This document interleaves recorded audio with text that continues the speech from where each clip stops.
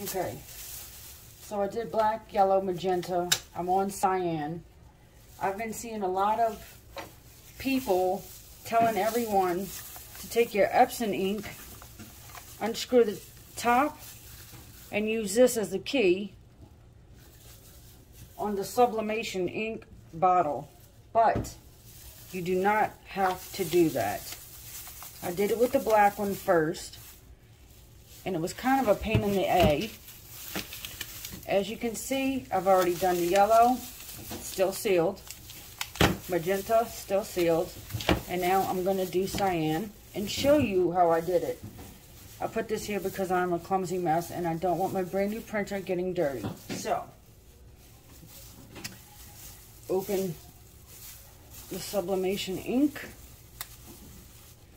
and I will be using the blunt tip needle that it came with.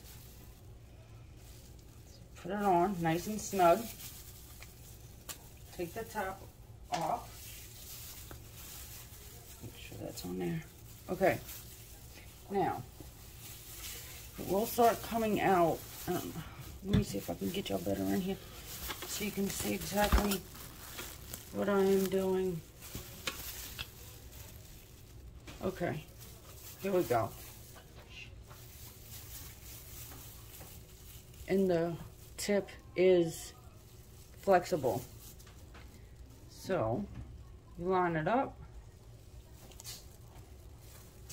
put it in, and give it some squeezes.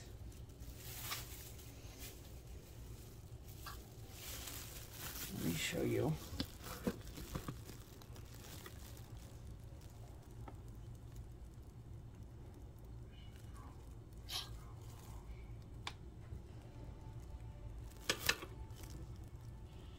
See the fill line? Sorry, I'm on my counter and it's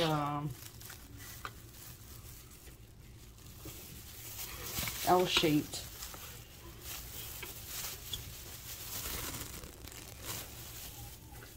There we go. You just give it a squeeze. Watch it as it fills, but keep your eye on this. Sometimes bubbles will come up.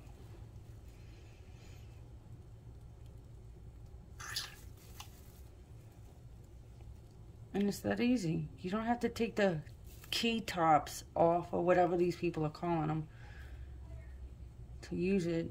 And honest, this is the 2760. All of the holes look exactly the same for the 2720. They all have that little line in them.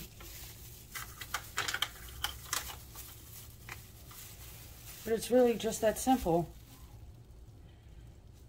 And you just fill it up.